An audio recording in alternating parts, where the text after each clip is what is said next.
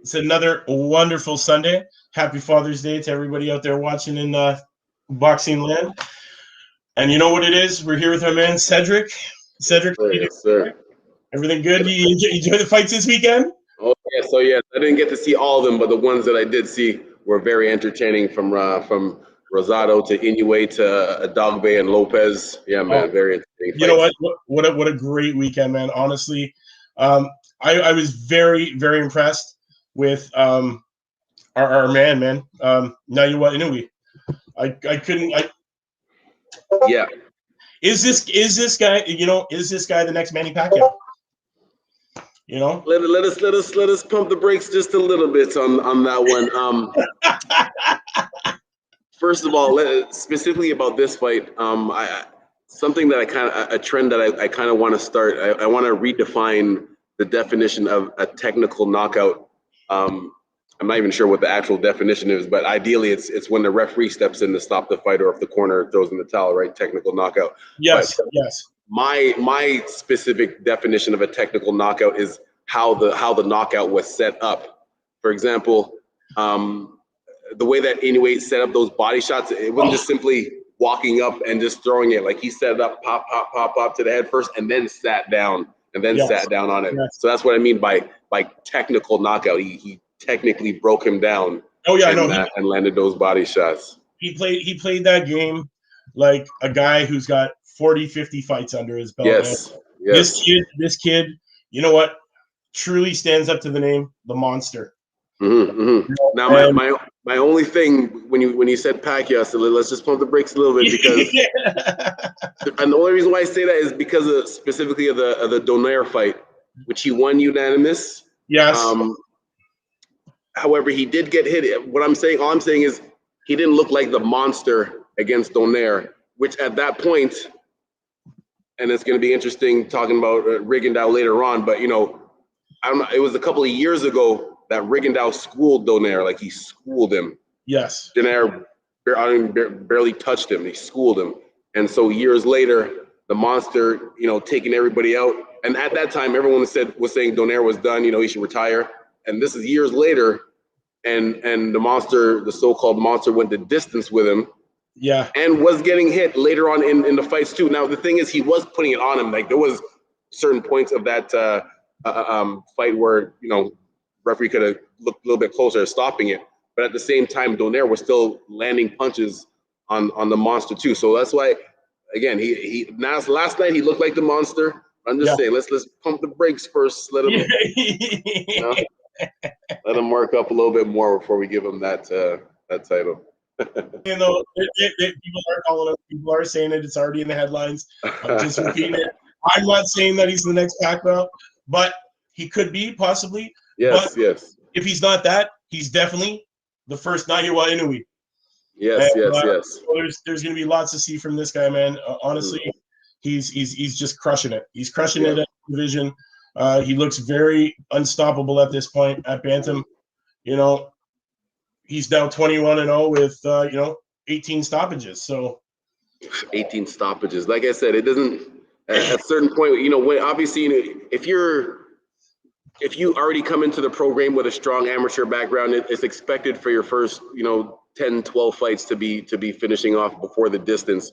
But anything after that, I don't even if it is lesser competition to you, if you're able to continue that streak on, like that's impressive, man. I don't care from anybody from Triple G to even to Wilder. It's still impressive knocking out that many people at the. I find that nowadays anybody carrying above a 70% knockout rate is upper echelon of knockout artists, man. Yeah.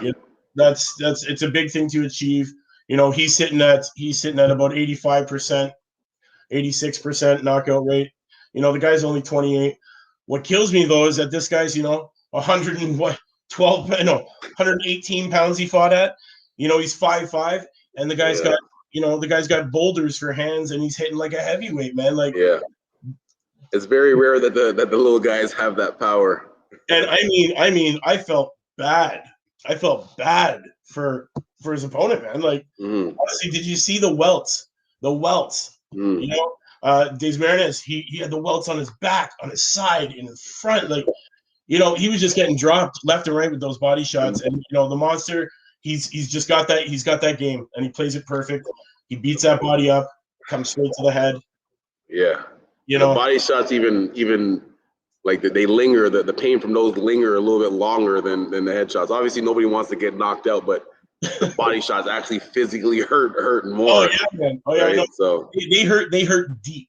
They hurt. Yes, deep. yeah, exactly. That's a perfect way. The one where you're like, oh man, I hope I don't have to poop. Yeah. Right? It's brutal. You know what? On that same card, shout out to Michaela Mayer coming through. Yes. With, unanimous decision. WBO World Female Super Feather title now. She's got it. Good boxer, good boxer. Nice, tall, long jab. Uses her distance. Very well. Stays disciplined and listens to her coach, which I appreciate. What I truly loved about watching her, it was the fact that she stays really busy. When she's closing that gap, she's not just closing that gap with a shot. She's coming in, throwing 3, 4, 5 shots. Leaving every tie up.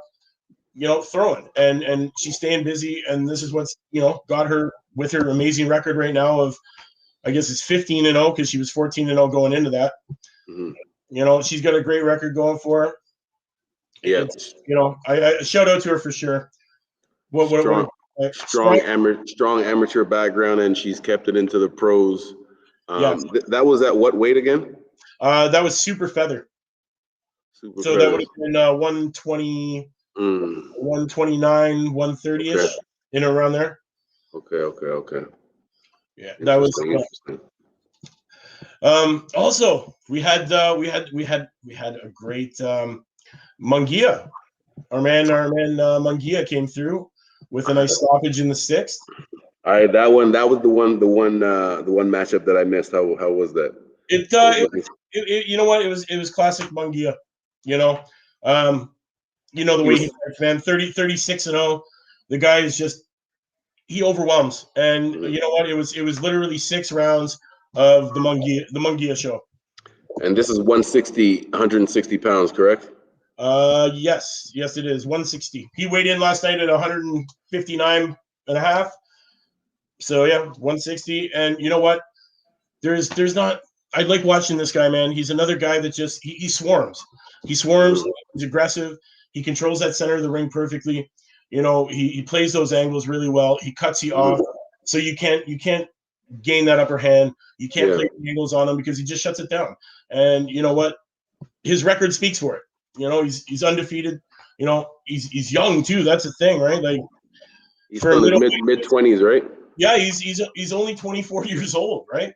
And out of 37 bouts, man, like, he's ranked 4th. He's ranked 4th in the world in the middle division, and he's ranked 1st in Mexico. So I've been watching this guy. I've been watching this guy for some time now, and it's time for him to start getting those big fights. Instead of being on the co-main event, time to see him start heading up something. Get him in the ring there, fighting for some bigger medals, bigger titles. I'd like to see in the mix the 3 of them: Munguia, Charlo, and Triple G. Yeah, definitely. I think all 3 of them are at a point of their career where that fight would be good for them. Definitely. Honestly, I would love to see that. Triple G, Charlo. Well, speaking of Charlo, anyway, he came through with another victory. He did. It was similar to kind of what we were expecting from Stevenson last week. Yeah. With fighting a lesser level opponent, we were expecting like a highlight reel knockout. Honestly, he went the distance with him, and Montiel actually, we got to give him credit because he was taking some shots, but was just walking through them. He had no problem walking into the fire. And he was walking into that fire. Oh, he led with his chin up and his face out, man. Yeah, I couldn't believe, like, he was out on his feet mid fight. Yes. He was punch drunk. You know, he started getting that buckled knees, that walking upstairs that aren't there kind of look. And you know, I give I give the guy heart, man. He's got heart. You know, didn't he took the fight on short notice too, didn't he? Yes, yes. I don't know the details behind that, but just the heart and the determination that he showed coming forward like that at points. Like sometimes he wouldn't even be in his boxing stance, just straight up walking forward Yeah. and like telling him to come on, and was actually backing. He actually had Charlo backing up for a large portion of the fight, even though he was losing it. You know, it's crazy because even though he was still losing most rounds, at certain points he was backing Charlo up as if he was kind of being the bully. Yeah. Yeah. So that wasn't expected, but no. You know what I didn't expect was Charlo not to finish in those early rounds. There, what was it, like 4, 5, and 6? You when know, he had him out, yeah. when he had him, man, he had him, and you know, I expected Charlo to do more because you know what, he was swinging for the fences, man. He was swinging for that kill. He was swinging for that ending, and it's just, you know, he just couldn't shut him down, man. He just didn't have what it takes to shut down Montiel. And you know what, I give it to him, man. You know, Montiel, he's no slouch. You know, his 22 victories are by way of knockout. So you know, he's got hands too. And that, yeah, exactly. So and that's what he was relying on. Yeah, that's what he was relying on. And you know what? The man's got a chin. Like, he took a lot of shots last night, and you know, it showed that Charlo had to put in some extra work, man. Yeah, and Montiel definitely has a hard punch too, because Charlo's eye was pretty swelled up. I've never seen Charlo's eye swelled up like that before. Yeah. So there was a few, and Montiel, he's just one of those awkward. Like, it's hard to prepare because like he throws awkward combinations, like just like a random left hook and then left uppercut. Yeah. Like, it's like whatever is open he's just gonna throw, whether it's good technique or not. He's just throwing it, and because he has a hard punch, he lands them, like it's gonna do some damage. Oh, it's honestly, it was a great fight. I don't think Charlo expected to go the distance. No, but you know, but he did. He looked good. He looked really good. You know, I thought he was a little sloppy when he was coming in there in the earlier rounds. I thought that he was, you know, unprotected, making those exchanges. You know, coming in, hands a little down. You know, and when you're fighting a guy like Montiel who can, you know, just end it with one punch, I thought it was a little reckless. But you know, he did end up coming through with the victory. It was great. I hope Charlo would just tighten up his defense a little bit more, because offensive wise, he was still that's why he was still winning most rounds. But defensive wise, he was still getting caught. He was only getting caught with maybe like, you know, 2 or 3 punches per round, but those 2 or 3 were 2 or 3 like bangers. Yeah. That did some damage, right? And so that's what you have to be careful for. Those are the little things that make me think like, maybe you're not ready for Canelo yet. You know? No. That's yeah. You know what? I'm thinking the same thing. I don't think, after what I saw last night, I think he needs to, you know, go back to the drawing board there. That's what I mentioned, but not. I guess, well, for a lack of a better term, usually when we say go back to the drawing board, it's usually if a guy loses and has to start all over again. But that's why I said I think a fight with Charlo and Triple G or Munguia, if he could look impressive in one of those fights, that would give him and, you know, just the people in general more confidence that a fight with Canelo would be more competitive. Right. I also think that Charlo really didn't know. I don't think he researched his competition that much. You know, I think he just wanted to get in there and do what he does best. And you know, I think he was just surprised that he couldn't finish him. You know, the guy's got a head like a rock. Nothing you can do about that, man, except punch him harder, right? And exactly, if you can't punch him harder because, you know, you're going later into the rounds, you know, those arms get tired and those punches aren't as hard as they were in the beginning.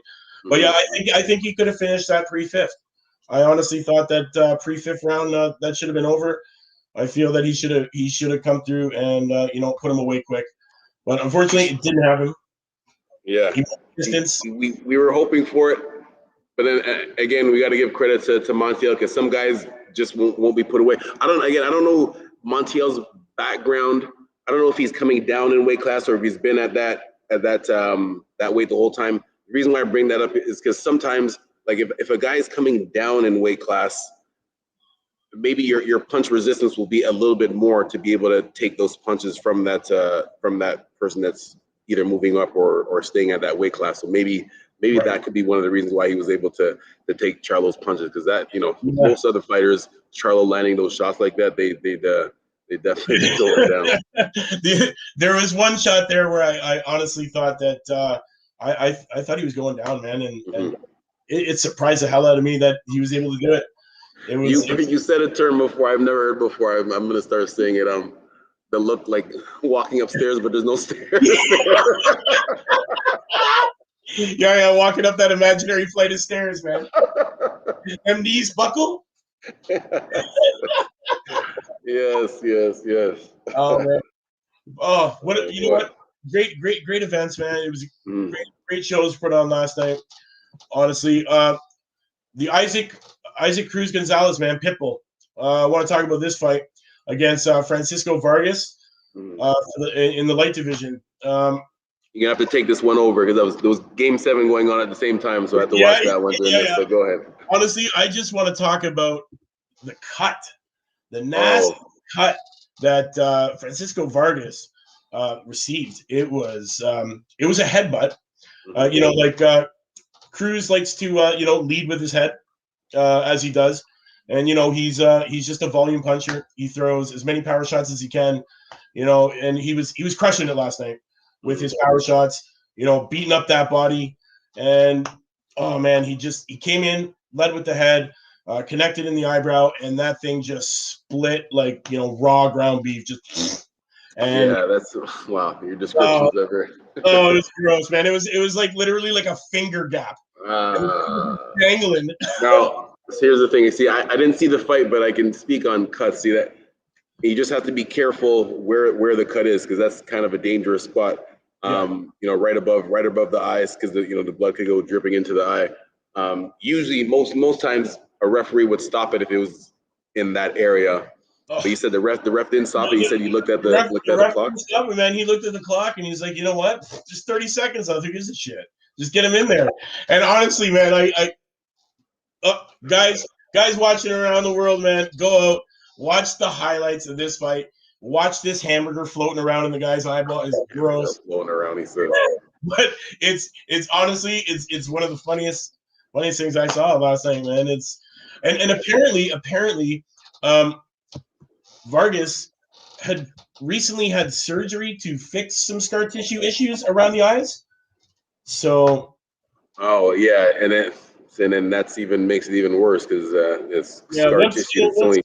Once that builds up, that scar tissue, man, it only takes it could take the flick of a finger and it'll just split every time. And when a guy's had a lot of shots to the eyebrow and it's split open, when that thing don't bleed no more. That's all scar tissue. Yeah. It was just running down a little bit. It wasn't too much. But the doctor killed me, man. The doctor just looked at the clock, looked at the ref, looked at the clock, and was like, "Oh man, there's 30 seconds left. Like, get him in there." Wow, that's something else. No, now we're at it.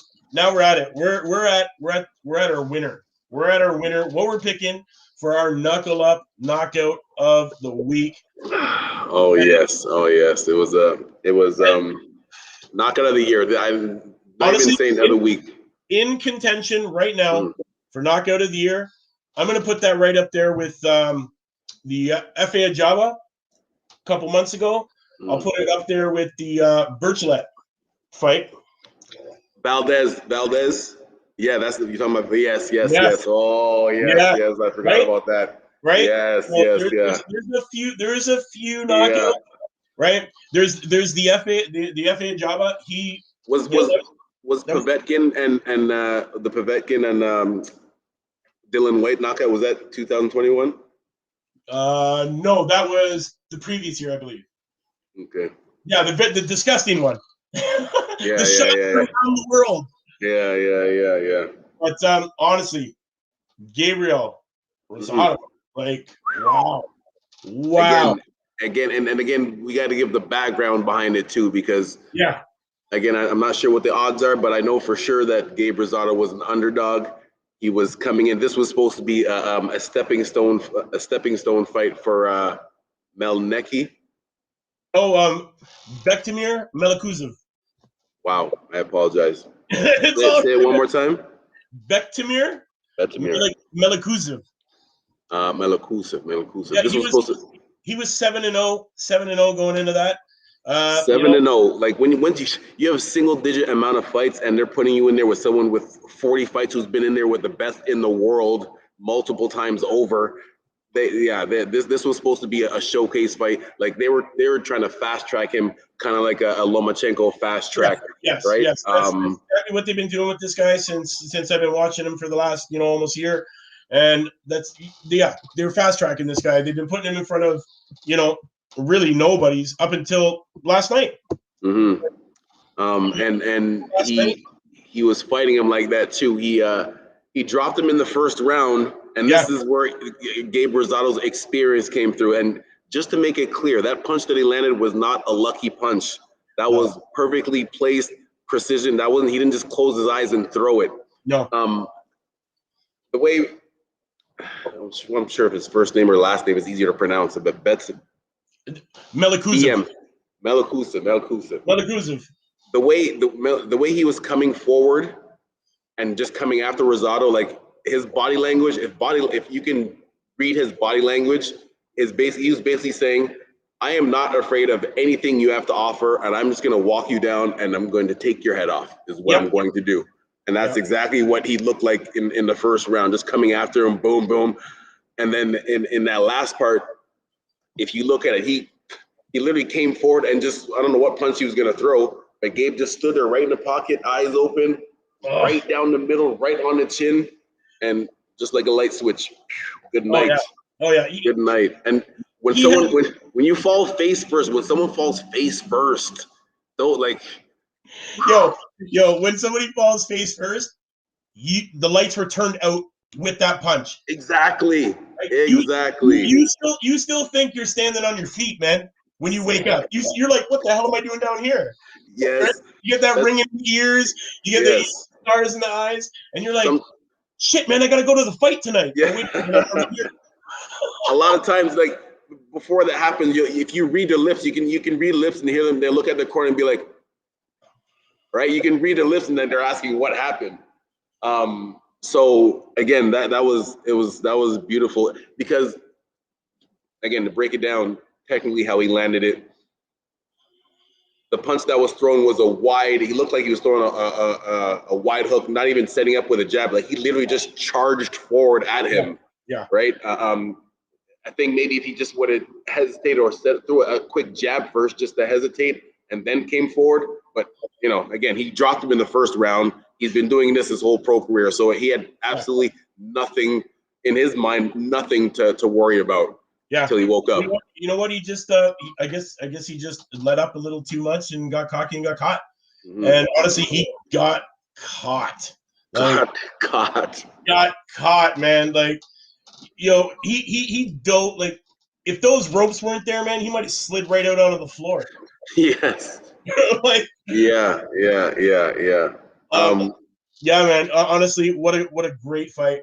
Some comments here. Yeah, Gabe was looking for that shot all night as Melikuzov was open for that shot. Damn right. And you know what? Yes, you were. Well placed, well timed, perfectly executed. And when that happens and all that comes together, what do you end up with? A highlight reel knockout. All right, Kale. My man Ray from the Last Bell Boxing Show. Man. Shout out to Amber James too. Thank you for yes, for Amber. listening. Thank you for the kind words.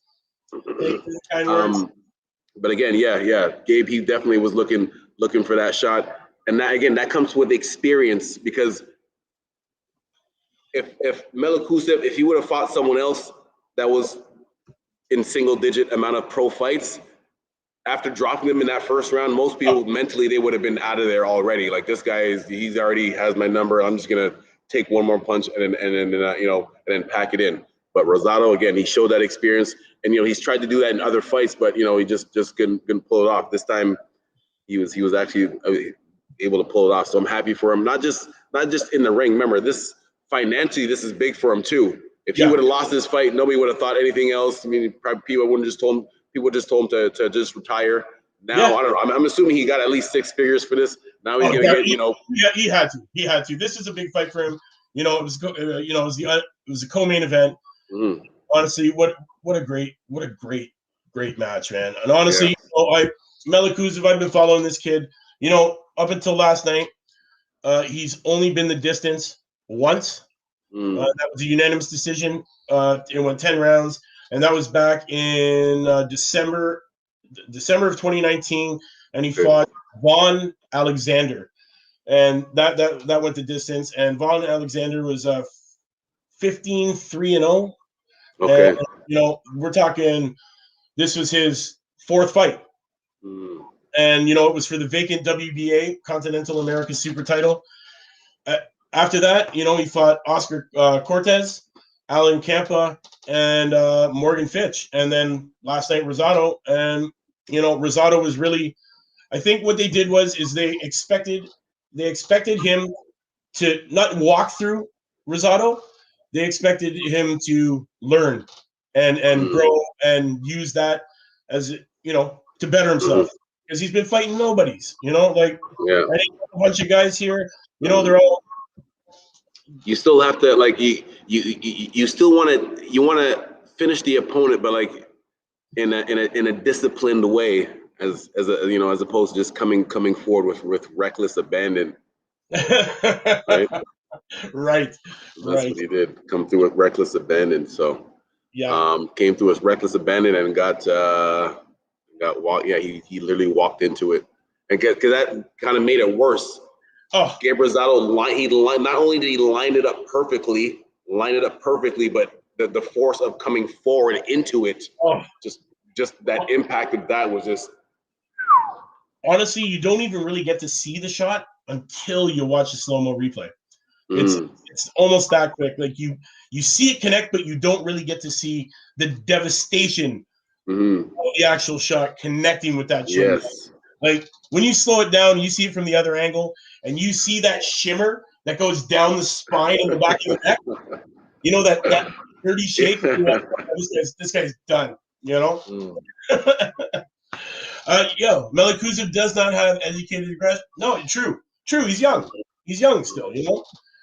It's kind of like he's again, because he's never had a reason to have a discipline for that aggression, especially earlier. You know, everyone knows earlier in your career, you're fighting guys that aren't that good. So he was just assuming. He probably didn't do as much background check on Gabriel Rosado. No. Just saw how many losses he had and thought that he was going to be like everybody else. So maybe, I don't know. Again, I don't know. I like to do some research on these guys amateur, but I'm assuming he has a strong amateur background. That's why they're fast tracking him up like this. He did. Ray, his debut fight, he came out and fought Martin Fidel Rios. That was back June 13, 2019, and he ended it in a first round KO. But you know, Rios 23-19-4 was his record. So you have some guy debuting against a guy that's got, you know, 40-something fights under his belt. Yeah. Going back to what you said about Melikuzev doesn't have educated aggression. I think he does have an educated aggression. I think he just got careless in that moment. Well, I guess, you know, that's part of your education is not being careless like that. But again, just that being overconfident, I guess, you know, sometimes fighters look this opponent because they're looking past this opponent because they're looking at the future. Isn't the super middleweight either? He looked small in there. Oh yeah, that was 168. Yeah, that was 168 last time. That's what I mean. Yeah. He looked small. He looked really small, but you know, Rosado didn't. Rosado looked, you know, he looked on last night. I was very impressed. That he was able to use his veteran ability and come back, you know, after that first round. Yeah, that was great. That was Ray has chirped in here and said he was a terrific amateur. He won nearly everything you could win at amateur level. And that's that. You know, that when you, Me personally, I didn't get to that level as an amateur. I only had 30 fights, but I know some boxers that were at that level, world level, and that the confidence that you have, like you just from your experience, like you fought the best in the world multiple times over. So when you go pro, everyone knows that when you go pro, the competition is less. So just inside their head, like it's almost like they can't. That's why Lomachenko was asking for a title fight in his first match. Like inside their head, they can't fathom someone is going to be on their level. So that's why. So again, it's kind of that thin line that I think he does have because he won everything at the amateur level. He does have an educated sense of what he's doing, but he just got careless in that moment. You know what? It just showed probably a bit of immaturity, I guess. A young guy, young in the game. He's only been pro since June of 2019. He's still young in the game. And you know what? Yeah, man, he was a terrific amateur.